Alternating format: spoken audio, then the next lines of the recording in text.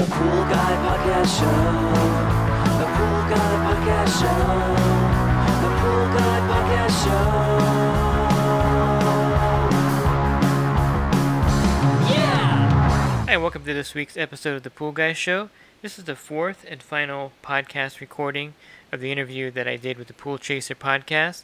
In this episode, I talk more about robotic and suction side cleaners.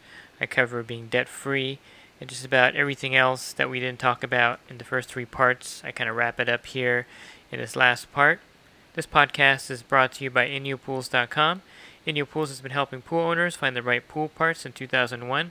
With over 50,000 pool parts in stock, order online today and have the parts delivered right to your door. And the podcast is also brought to you by the Riptide vacuum system. The Riptide is a powerful vacuum system that gets large debris at the bottom of the pool rapidly. You can learn more about the Riptide pool vacuum system at www.riptidevac.com. So let me jump right into the podcast, as this is the longest part of the four parts.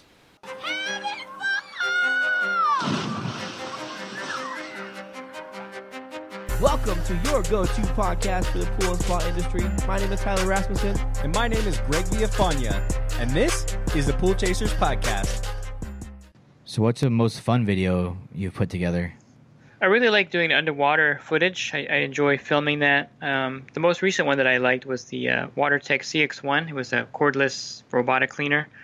I spent like 3 hours underwater in underwater footage of that one, and I just like getting those angles and those shots of the cleaners moving. I don't know, maybe it's I just love the way everything looks underwater, you know. So I like getting those underwater shots, and As long as the water's clear. yeah, well, sometimes it's not, and it comes out depending on what product. But I just like doing that footage. I think for me it's enjoyable to edit that underwater footage. So anything I'm filming underwater, I love doing. That's awesome. That is cool. I want to do more of that. I always enjoyed the underwater footage. There's like some, I don't know what you call it, some like ghetto tricks for like filming underwater that I've seen for like better cameras where you can sync like the clear trays, like Tupperware, and you stick the camera inside of it and you just dunk it down, and then you just kind of like move around the water and you can like film everything, but you can use like a better camera and it acts as like a gimbal too, so it's not all over the place. But I was like, that's pretty cool because I'm having a harder time finding oxygen, like a scuba tank or something. There's a bunch of cool ways, but I definitely like the footage underwater. It's really cool. So what do you think is your favorite product you've reviewed? I mean, you've done a ton, and we've seen quite a few from Pooler X, and I think, did you do one on Solar Breeze as well? Mm-hmm. Yeah, I did that one, a couple of those. Yeah, so, different things like that we've used. We always like to hear another opinion, but what has been your favorite one? Yeah. So it's kind of funny. I have a couple favorite, but one of them is kind of a weird one. I like the multi-torque socket sets that Tal makes from Florida. Mm-hmm. I just love those things because they save me so much time out there in the field. And I like filming them because it's cool. You're like using the drill and pulling off the filter clamps really fast. And it's a great product. And I always love using that in my videos for him. And he's a pool guy also, and he created that product about 10, 12 years ago, and I think it's taking off for him now. But that's a cool little product. I like little things like that, gadget kind of things. Tal's a really cool guy. We saw him in, I think, Florida, that show. He's a trooper, man. He's still out there servicing pools too, while doing all that. We bought a bunch of them. Yeah, we brought them back home. Yeah, we have a couple of them with our filter clean guys now. He's really good. He's a good guy. I like unusual products too. Like I just did the fire pump from Advantage. You hook it up to you drop it in your pool, and you can put out a forest fire with it. I don't know if you saw that video, but it's a portable fire pump. So that's a cool product too. And I think I like tech. So one of the coolest things I like is the Lamont Spin Touch. Mm-hmm. You could do 11 or 10 or 11, I can't remember now, water samples in 60 seconds. You just put a disc in there and it spins it. And that's actually the same exact thing they use for the blood tests in the hospitals. And they got the idea from that. He was at the hospital one time and he saw them doing a blood sample. He's like, hey, I can probably do that for the pool industry. So he made this the Spin Touch, and it's really great. The only problem is the discs are like $250 each, so it's really it's kind of out of reach as far as an everyday test kit, but the tech behind it is so cool, you know. Yeah, that was a cool one. I remember seeing that in Florida and Long Beach and things like that, but it didn't seem practical for bringing to every single pool, though. Yeah. I mean, the chemistry might be a little bit better, but it just seemed like it'd be rough dragging that thing to every single pool. Yeah, it's more like for commercial accounts and for startups. I use it in my startups when I do a new pool, and it's for problem pools. And it's just kind of to show off to customers. You know, it's like, hey, look at me. I got this $1,000 test kit, man. I know what I'm doing. So it's kind of like the guys at the booth said, it's the cool factor kind of thing, you know. And it is. It's very accurate too, because you can do comparisons. It's just it's just a very accurate kit. And but yeah, it's one of the things I like. I like the tech stuff. But yeah, I agree with you. It's not something you're going to use 90 times a week because it's just not made for that.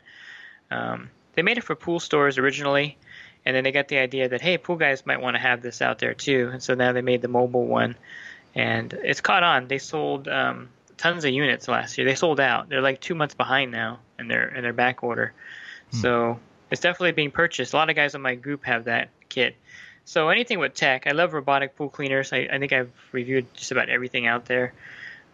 30 or something of them. I just love anything tech-wise. I'll just film it and put it out there. In your opinion, what do you think the robotic cleaners work best in? I mean, we have like 95%, I think, suction cleaners out here in Arizona, but I think it's difficult to just throw those in the pool. So what do you think is the best uses for those? Yeah, I think homeowners that don't have service would be the main market for them. Midwest, they're really huge in the Midwest. They're really huge in Europe because they don't have a lot of pool service out that way. So I think that's their main market. But I love them on my route here. I throw them in pools and they keep them really clean. I use it in my pool also. So I think the drawback for the service route is that you have to rely on the customer to put it in and turn it off and take it out because you're not there to do that. And so it's not convenient because I've had customers leave them on the deck all week when they should be in the pool and the pool's dirty. So I tell my customers, hey, on the service day, make sure the robot's in there running because that helps me out a lot. I can just do the chemistry and help and do other things around the pool. I don't want to be, I don't say it blatantly, but I don't want to be cleaning your pool when the robot can do it, you know? Mm-hmm. So there's drawbacks to the robotic cleaners for the service industry, and they have a hard time selling them to the service guys for that reason. It's much easier leaving a suction cleaner in there all week and not having to worry about the customer throwing it in. So, yeah, I think the market for that is going to be just individual purchases and pool guys that know that the customers can handle it and put it in the pool for them. Do you think it gets used much on the commercial side of pools? We don't do much at all commercial, but... Yeah, so that's one thing they're pushing, and I've talked to different manufacturers. That's a great way to use a robotic cleaner because you can put them in there after hours and it would clean the pool for them, but I don't think that people realize the benefit of them. I mean, if they watch my videos, they can see how clean they leave the pool because they do the best job out of all the cleaners out there. It's just that they're not convenient for the homeowner or for the pool service guy. I don't usually sell them. I only sell them to customers that I know that are going to use them correctly. So, yeah, that's my take on the robot cleaners. I think they're great, but it's just a limited market. I think they definitely, from what I've seen, I definitely think they work the best. And I actually like the lines better than the hoses. It seemed like those lines have better freedom to actually run a different course because you get bad memory and, suction side cleaners. Those cleaners are only going to, do so much. But the robotic cleaners, those lines are much better for kind of moving around, being a little bit more mobile. Yeah, and they're also a good sell to the people with variable speed pumps because a lot of them don't want to run their pool on high to get that suction cleaner working 6 hours a day. So I have a couple on my route on variable speed pumps that I sold them to the customer because they can save more electricity this way. That's a good angle to sell them too. But again, the convenience factor of having a cleaner in all week, you can't beat a suction side cleaner. How well have you seen the robotic cleaners do, like after, I don't know, you get a pool that's tore up and needs a storm cleanup or something, and say you just maybe want to drop it in there and go service your route and come back so that you can, brush it down and do what you got to do. Do they do very well with, tons of stuff in the pool? They're okay with that. I think that's not probably what they're made for. I don't know if you've seen the Power Vac robot. Did you see that one? Power Vac? Yeah, the Power Vac. He created a robot that works like the power vac by itself in the pool. And but the only thing is the price tag is like $5,000. $5,000. So yeah, that's he calls that like his robot vac. You just throw it in the pool and it'll clean it, and you go somewhere else and come back. But the problem with the robotic cleaners, they can't really pick up that, clean a pool the way you would do with a vacuum system. They're not made the same way. So I would say no on that. I wouldn't use them for that. I would just use them for regular weekly maintenance. Nice. So we'll switch over to the podcast side of this, because when did you start your podcast now? It was back 58 weeks ago. So what is that? October? No, somewhere back. I don't know. I can't think back. 2017. I'm gonna say August or July. Yeah, because I've done one every week, so I have 58 episodes. So nice. It's been over a year. Okay, very cool. And how's that going for you? I like it. I think it's something that, I researched it before I did it. Everything I do, I research, and podcasts are the number one medium for information right now. And people don't realize that. They think books and videos, but people love podcasts, and I think they're finally catching on to a lot of different industries. My son's homeschooled, and so there's like a lot of homeschooled podcasters I would listen to. And I'm like, hey, I could probably do that for the pool industry. If they can do this for homeschooling, I'll just transfer what they do to the pool industry. So I started a podcast, and I realized it was really, I think that one guy was trying it at one time and he stopped doing it, or a couple guys tried it, but they had like 20 episodes. And so I figured there's no one doing it, and now you guys are doing it too. So I think it's a wide open field, and I don't think people that see each other as competition out there look at it the wrong way. We're not competing against each other. We're helping people get the information they need, and we're providing resources to them. And so there's no competition. It's just something that it's a medium that people can utilize out there on the route and listen to the podcast and get the information in a different way. So yeah, I don't see it. I see it as, go ahead. Oh no, I was gonna say, I think you're talking about like the Brett was the one that started his podcast at one point several years ago. I think we had heard him. That was like 4 or 5 years ago. Yeah. I think he had like 10 or so episodes. We really wished that would have continued, and that's kind of what put us on to that a little bit, was that being able to listen to that while you're on your route and stuff is pretty awesome. Yeah, I know. It's unfortunate because that wasn't the the big boom for podcasts 4 or 5 years ago. It's only been pretty recent, within the last year or so, that it's really taken off. Yeah, I met Brett a couple of times. He's a really awesome guy. He's done a lot of good things for the industry too. Yeah, I think it's a great medium. I really enjoy it. So what's your goal for your podcast? I really don't have my goal is just to keep doing one every week, and I just think it fills a gap between watching a video and reading a blog article. There's people that have time to watch a quick 5-minute video, get information, but you can't put everything in a 5-minute video. So, and then you can write an article, and they can read it, and you can get a lot more information out of the article, but you need more time to read it. And then there's the podcast, which you guys understand is that you can just play it while you're working, and you can multitask. You can do many things while you're listening to the podcast. So there's a big gap that it fills in between a video and reading an article. And I think a lot of people appreciate me putting the podcast out there, and they can kind of listen while they're working. Well, I think before podcasts were a thing, really, a lot of people probably listened to your YouTube channels, just had the phone on in their pocket and listened to a lot of YouTube channels. Because I've done that several times, and I've heard several other pool guys that before that kind of platform was there, they would definitely just put YouTube on for hours and kind of just listen to that. So that's why I put the podcast. That's why I put my podcast on the YouTube channel, which actually gets more listens on YouTube than it does on the podcast sites. More people listen to the podcast on YouTube than they do on iTunes. Well, you have a lot more subscribers, I'm sure, on YouTube than podcasts as well, right? Yeah, that kind of translates into that also. But I think people like listening to music. I listen to music all the time on YouTube, so it's kind of the same concept. You just keep it playing in the background.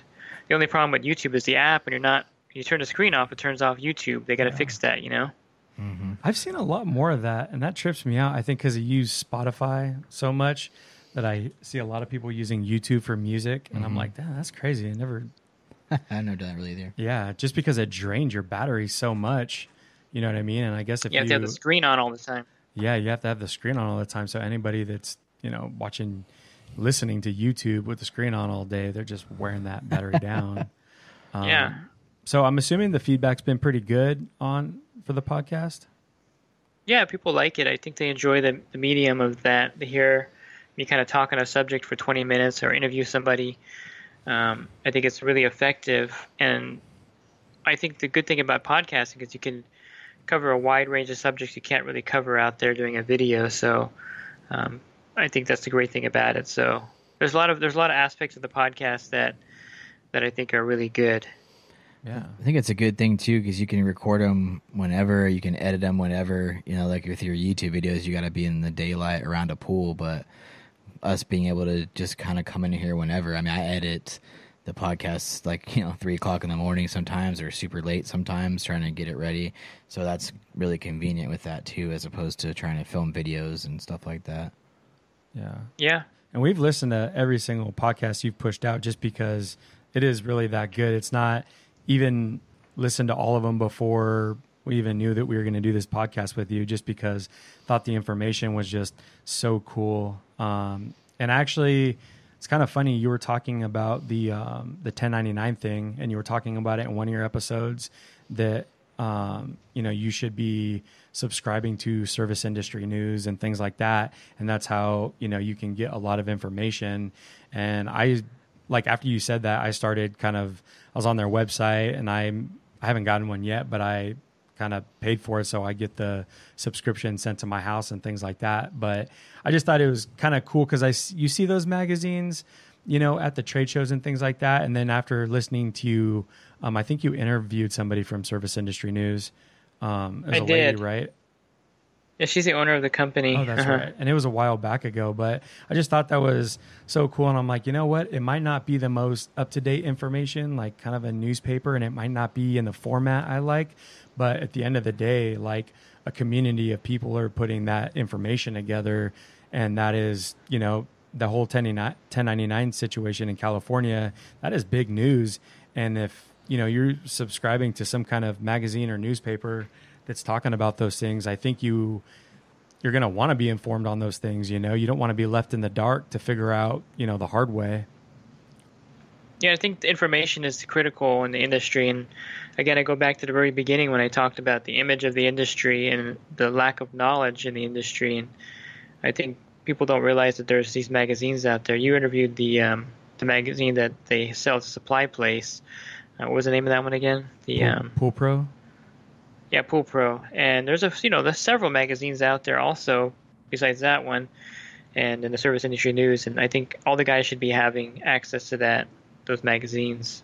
Yeah, I just think it's kind of cool that you picked water chemistry as your very first podcast episode, because I don't really think it's a lot of stuff out there on that. So yeah, I think the water chemistry is one of those things that can be confusing. There's so many different methods of taking care of a pool, but I think I'm going to do more podcasts on chemistry too, to kind of help debunk that too later on. But it's one of the aspects too that I think we need to focus on as an industry. Yeah, I don't think they give that enough attention, and we've recently gotten a ton of feedback about people wanting to know more about chemistry, and there's just so much to it, and it could alleviate a lot of problems if you really took quality time to figure out water chemistry and how many times your pool should turn over, and the upside and downsides of different pumps, and how often you should be doing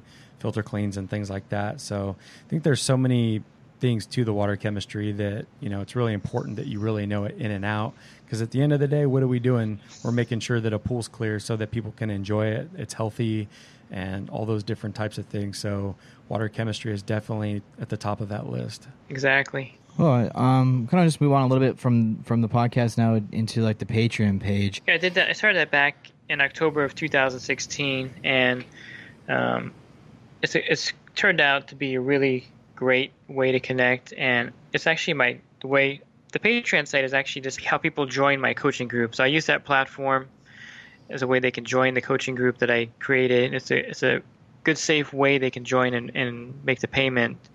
And so the coaching program is the big part of that page. And just since June, I've gotten 41 new subscribers to my coaching program, and I have 120 members now. So 1/3 of them have come from this summer, and it's just really growing. I just got one before I went on the air here. So it's one of those things where no one is doing it, and there's a resource that you could be anywhere. You could be in Texas, Florida, California, Arizona. And what I do is I have a group chat, a group meet chat where when you join, you get invited into this chat, and there's a good 40 or 50 guys and gals in there that are posting all the time, answering questions and comments. And then for $10 a month, you can text me in real time. And for $20 a month, you can call me and text me in real time. So a lot of guys find that first they don't believe that they can do that. Like, can I actually call him? So that I'm gonna call like, hello, like, hi, I'm calling you from the coaching group. I'm like, yes, how can I help you? And so I help them through a problem, and so it's really cool, because all the years of knowledge that I have, I can pretty much solve something over the phone or text without having to see the issue. Does it go right to voicemail if they don't pay their bill or something? Yeah. I really don't have too many guys do that, but there are a few. I offer discounts on insurance and also Riptide, so I've had like maybe 3 or 4 people join just for that, and then they stop paying. And I haven't figured out what to do with them yet. I mean, I could cancel them out, and they could have their insurance go up or something, but it doesn't happen very often. 98% of the guys, 99% of the guys on there are very honest, and they join because they need the service. They need the guidance from the other guys in the group and from me. So it's something that I think is out of the box too, and I think it works really well in this kind of industry because there's no one else they can turn to. They're starting a business, they have no idea what to do, and I make myself available to them. That's really cool. How many calls do you think you get a day on that kind of stuff from that? Right.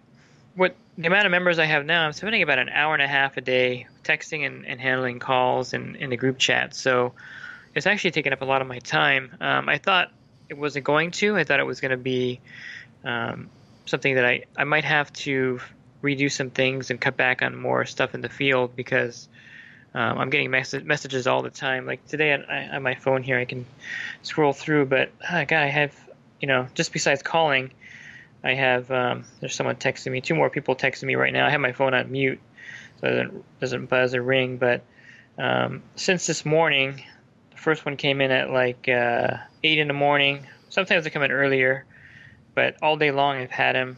There's about, I would say, 30 different text messages from about 10 different guys, and then a couple of phone calls today. So it's definitely taken a lot of my time up, but I really enjoy it because I'm helping them grow their business and troubleshoot things. I just helped the guy recently put a check valve on equipment. It was draining down as when the check valve's not working. There was no check valve on there to begin with, but it was draining down actually below like the steps, really low.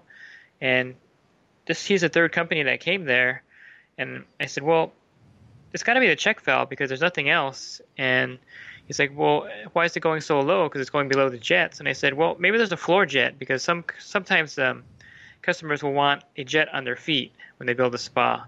And sure enough, there was 2 jets on the very bottom of the spa, and definitely the check valve solved that because it was draining down to the bottom of the spa, which is weird. Mm-hmm. It's not typical.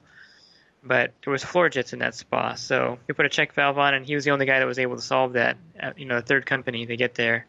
So, and that's I find things like that I think are important in the industry because again, it helps his business, but it also helps the image of the industry. Like, someone can actually solve a problem that if he wasn't in my group, he would have been there'd be a 4th company coming there to look at the problem. But little things like that. From all the experience that I've had over the years, I kind of think there's got to be something that they're missing. I have one spa on my route with the floor jet, so I know that they exist. They don't work, by the way, because physics. The wall jets are going to get all the power. The floor jets are going to get trickling of water. So if you're having a pool built, don't put any jets on the floor. It doesn't work. It's a good thing it'll be a while before I build a pool. Yeah. So why do you feel it's so important to share knowledge? Yeah, I think it goes back again to my early days when I didn't have anyone I could rely on, So I think it's kind of like one of the services I provide. I see myself out there, and when I see a young guy looking for something that's pretty simple, I can answer the question and get him to be successful. I wish I had that when I was doing the work. I didn't have that, so I wasn't as successful as I should have been, I think, at a younger age. And I think so it's one of those things where I'm kind of giving back to my generation of guys, that we didn't have that. That's awesome. Very cool. So are there any, books or other podcasts or anything else that you would suggest reading or listening to? I would just, the one I mainly listen to is Dave Ramsey. I'm a big fan of his, so I'll catch a lot of his shows through the podcast. Not a lot of free time. Of course, the Pool Chasers podcast. Bingo. Right? How often does Ramsey push out a podcast? Oh, he's insane, man. He's got so much stuff going on. He has guys working for him, too, doing podcasts. So not just him, but his guys under him. So I tracked him for a little bit. He puts 100 YouTube videos out a month just on the shows, broadcasting and taping them. And he puts little podcasts out. All his guys puts a podcast out. He has like 2 of the guys doing podcasts for him. So everything is up there. It's really an empire for sure. Nice. So are there any books? I know there was a book that you talked about on, I think, your website or something like that you suggest, and I think it was more for entrepreneurs. Yeah, there's a lot of books that I really recommend reading. Of course, his book, Total Money Makeover, tells you how to do the steps. The Millionaire Next Door is a great book. If you want to be a millionaire, read this book and you'll realize that very few millionaires buy new cars or wear Rolex watches. Rich Dad, Poor Dad, it's a really good book. It's a classic. It's one of my favorites. And of course, I'm a Christian, so the Bible is also on the list there. I think that's important to have some kind of moral compass in your life. That's critical. If anything, depending on your level of faith, I think having a moral compass helps you in business. So I think that's important too. Yeah. And I also like reading for fun. I like history, so I like reading anything by David McCullough. He wrote John Adams in 1776. And my grandfather was a Pearl Harbor veteran, so I love World War II. So I read anything by Stephen Ambrose. He wrote D-Day and Band of Brothers, so they made that into a TV series also. So history is a real big thing for me. I love World War II. I'm a big World War II buff. Very cool. And is there any YouTube channels that you like in particular? Yeah, I watch a lot of different channels. I think when I have time, I like music, so I watch a lot of the music channels. The classical musical instruments, I love those. And what else do I watch? Let me see. I'll pull up my thing. I've been talking for a long time, and my brain is kind of going to mush. Yeah, we're a couple I'll have hours to pull in up. now. Yeah, so I've never talked this long before. Kind of weird. This would be like 2 months worth of content for the podcast. Pretty much. I watched this guy called the Gadget Inspector. He makes drone videos, so I watched some of those. He's pretty cool. He lives in Michigan, so he only films like half the year because the other half he's like snowed in. So he's pretty cool. I like the music ones, the 2 cello guys. I like the piano guys. So if I'm doing anything, I'll watch stuff like that to kind of relax and entertain myself. But I used to watch a lot more, but I'm just so busy I don't watch a lot. I watch a lot of pool guys too. I like River Pools. They're like a fiberglass pool company. They put a lot of good videos up there too. Inyo Pools doesn't put as many videos up as they used to, but they're really good too. So I like anything pool related. I'll pull up the video and check out their content to see what they're doing. But I don't really do a lot. I do a lot of production work, so I don't have a lot of time to kind of go out there and watch videos. Right. Yeah. So you have is there a favorite quote that you kind of like and maybe live by?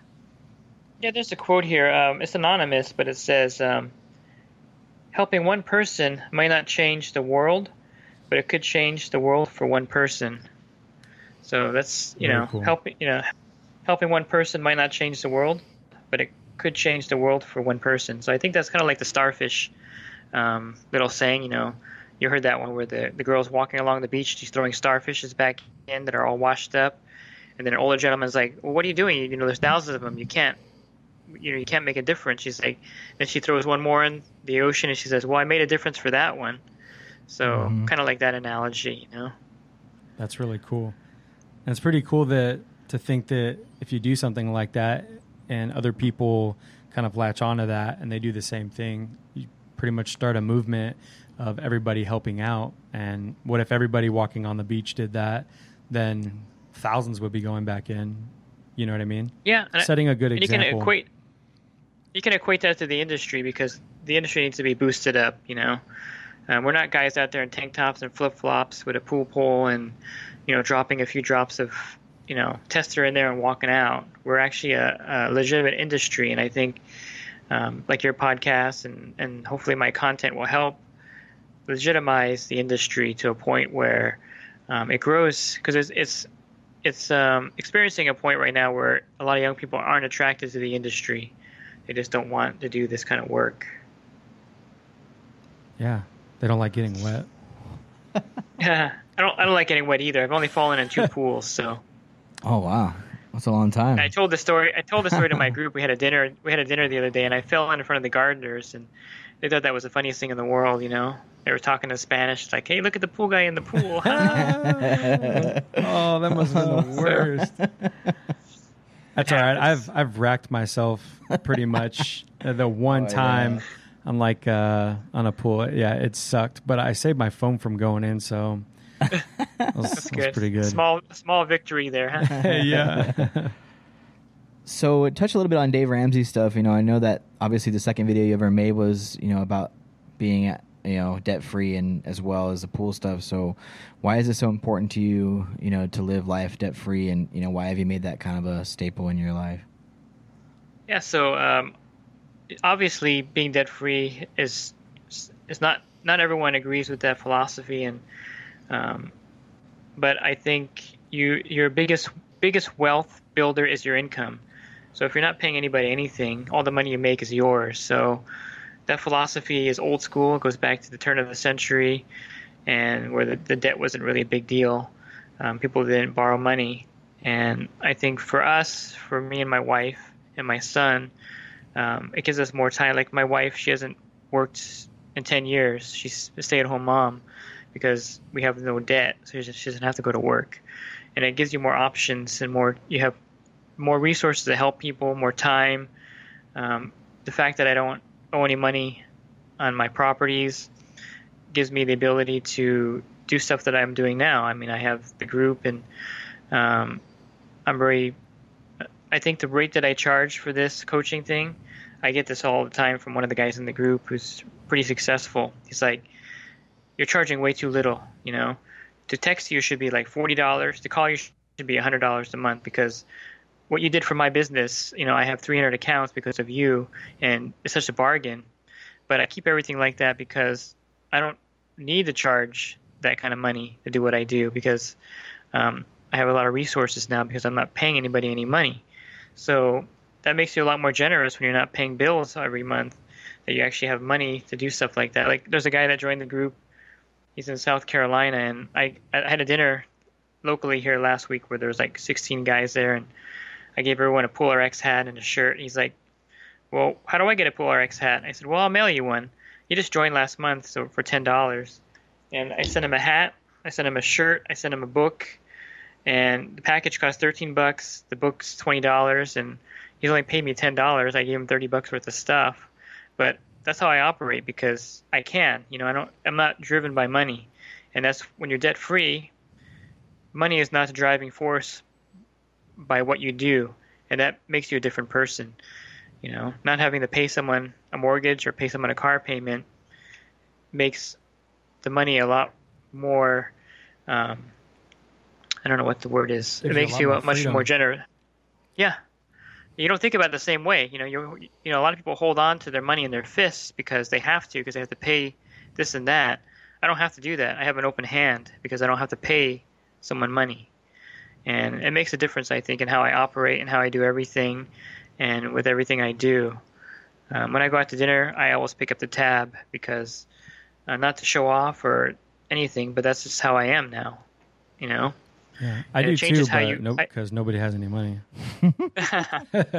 Yeah, that's you're hanging out with the wrong kind of people then. But it just changes the way you look at things, and I think that's the point I want to get across. That working Dave Ramsey's plan and paying everything off, it's not the fact that you're wealthier than anyone else. It's the fact that you look at money differently. The money doesn't own you; you own the money, and I don't know if that makes sense. It just changes your perspective. It definitely does. Yeah. And I think all those things are really smart. He even talks about like the baby steps and making sure you have an emergency fund of $1,000 and putting a percentage away for retirement and all these things. And it's pretty cool being on a plan because, some people need that structure and that plan because in all honesty, I think a lot of that people know they should be doing it, but you don't do it for some reason, but you get on a plan and you see how it's changed other people's lives and you can kind of, stick to it. You know what I mean? And, maybe you don't need, Starbucks coffee every single morning.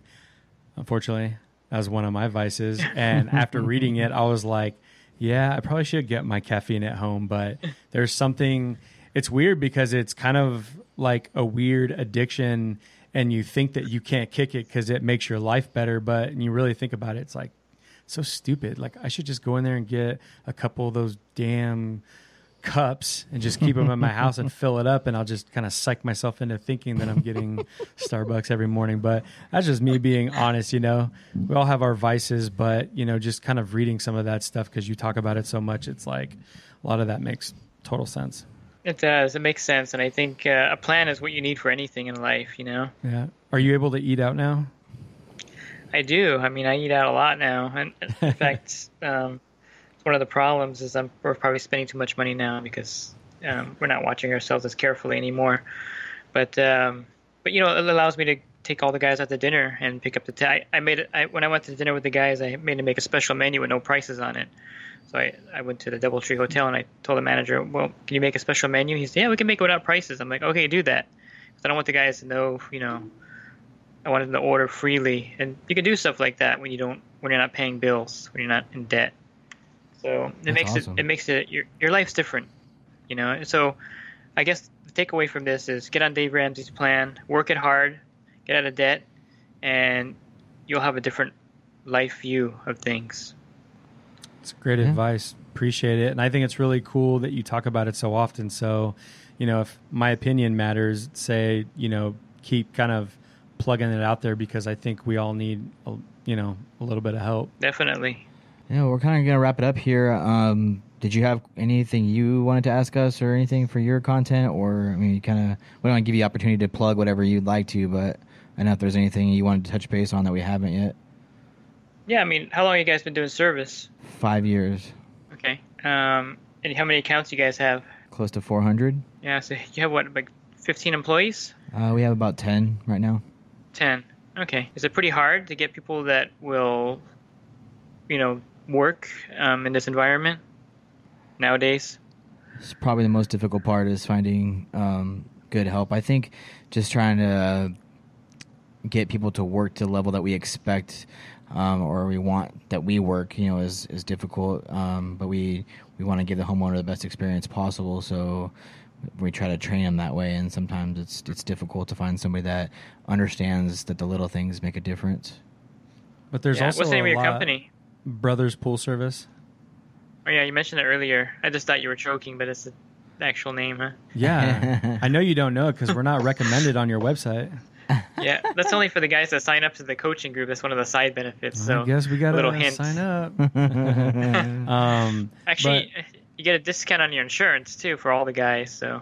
Oh, nice. Yeah, we'll have to talk more about that after this. But I think we've learned a lot about how we can become better owners and how we can make our service manager even better because we are so busy, but really the ones that have done the best are the ones that really got like better training and they were taken care of, and we built this kind of environment and culture just much better. Not just saying culture because everybody's saying it now, but really when you see your guys, like asking them, how their weekend was or how their day was, and I saw this come through, let me talk to you about that, and just really kind of going above and beyond and taking good care of them, because at the end of the day, like, they just want a place where they feel comfortable and safe and they can talk to you about anything. And some people like, don't get too close to people, you know what I mean? It's all business. But this day and age, I don't think that's the case. I think you should, appreciate people, and this is a difficult job and it gets up to 115 degrees, and you should treat them like family, because they spend more time with you than they do with their own families, and they're doing quite a bit. So I think it's almost best to really connect with them the best that you can. Yeah, I think that's a great attitude to be an owner, because it's like it's like they're part of your family at some point, if they work for you long enough. So I think that's a great attitude, and that's probably why you have so many pools, because you can sustain the employees. I think I was just talking to a guy today that's having a hard time keeping his employees, and it's tough, because a lot of them probably want to start their own business too, but a lot of them they have a lot of bills they're struggling with too. So it's a whole mixed bag when you have an employee.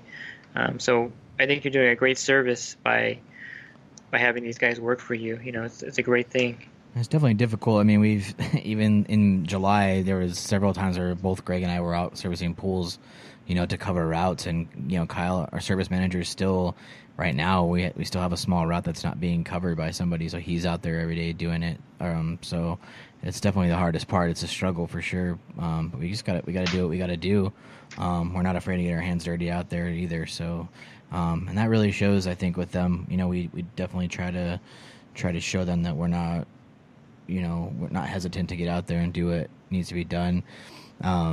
We've also made a promise, I think is cool, that we don't want to take on pools that we wouldn't want to service ourselves, and we try not to take on repairs that we would want to do ourselves. We try to give them the best possible leg up, I guess, that we can give them, and hopefully, most, like, I would think 98% of our pools have cleaners or in-floors in them.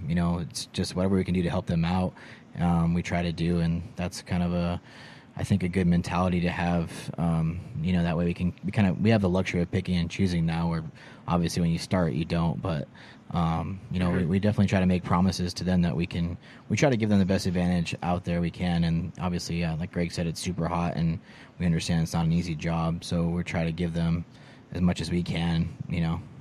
I mean, before cool. Before we started recording, we just called back 20 plus people, and those were the calls we didn't get to that left voicemails today and sent them somewhere else, because if we don't have the manpower, we don't have the right people in place, like, we're not taking on new pools. And it's pretty crazy because they're all pretty shocked at the way we do business and very impressed. They're like, wow, that's pretty cool. And the way we explain it is because of some of the recent storms, we've gotten a little bit behind, and we want to make sure that we take care of our current customer base before we take on any new pools. And they're all extremely understanding of that and think that that's kind of the honorable thing to do, because you could easily just tack on, more pools, but what does that do? You know what I mean? We enjoy our weekends, and we have little kids, you know what I mean? Like, that means a lot more than, a couple extra bucks and a weekend out in the field. Yeah. Like I always tell people, you can make money any time in your life, but you can't get that time back. That's right. Yeah.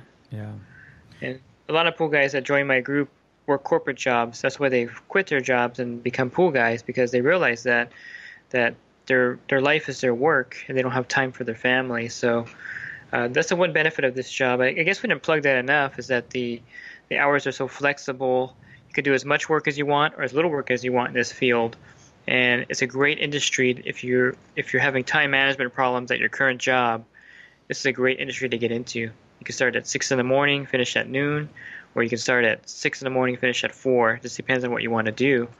And have the weekends off again, because a lot of the corporate world, you're working 6-7 days a week. You don't even have weekends off. So it's definitely a great industry to get into. For sure. Yeah, that is the coolest thing. Pick up my daughters at 3 p.m. and then I can come back here or not, or work from home. You know, Ty does the same thing. So it's definitely a luxury to be able to do all that. Had to turn the light on because it's getting dark in here. We've been talking for over 2 hours, man. The sun's going down. California here. Yeah. So it's great. You guys are doing good, you know, and I think your podcast is going to really take off because I think you're focused on that. That's one of the side things I do is my podcast. So I'm all for promoting you and getting your podcast out there. Well, we appreciate that. We really do. And, you know, we have this, and I think sometimes we get perceived a certain way, but we have an insane amount of work to do. I mean, being 5 years deep in the pool service and repair side, there's still a ton of work that has to be done to perfect that and have it, you know, run the way that we really want it to run. So I think it's never ending. I think good, you know, business owner and management, they're always trying to perfect their craft and perfect, you know, what they do, because times are changing faster now than ever. So really got to stay on top of it. Exactly. Cool. Well, you know, we want to let you kind of plug whatever you'd like to plug, so, you know, for our listeners to check out. So yeah, I'll just plug my website. Everything is on my website. So if you go to swimmingpoollearning.com, you'll have my YouTube channel link is there. The coaching site link is there. My ebook that I have is there. I have a print book that I just made. I'm pretty proud of it. It took about 2 years to get this into print. Oh wow! And my son's actually translating this into Spanish, so it should be out within a month. Within a month, I think I'll have the Spanish edition of it. So it's great that he speaks Spanish. He also speaks Mandarin Chinese. I'll have to get him to do that one. Oh wow! Yeah, you know, he's pretty Very smart impressive. kid. Congratulations on the book. Yeah, so the book, I think it's a great resource for homeowners and for the pool service guys. I think it educates everyone on things, and I just like I've always wanted to be an author, so one of the goals that I've always wanted to do, and I've reached it. So I'm really proud of the book myself too. And so the website will have everything there, and I definitely think it's a great resource. And you know, whatever help you're going to need, they can also contact me directly from the website or through YouTube, and I'm definitely willing to help anybody out in that respect. So I appreciate, you know, that you guys doing this. Like I said, I've never talked for 2.5 hours. It just feels out of the box, you know? Yeah. And this is our second one today. yeah, it's a little much, but we're Wow. doing it. But you know, man, we just really have so much respect for you. Like I said, you definitely helped launch our business as well as many others. So, you know, we truly appreciate your time and you taking the opportunity, you know, to come on with us. So thank you so much for doing that. Yeah, thank you guys. I appreciate that.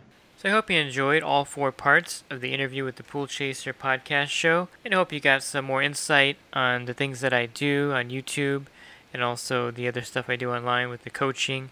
And if you're interested in starting a pool business, you can definitely email me, or you can join my coaching site. You can go to www.poolguycoaching.com and learn more about the coaching site and all the things that I offer there.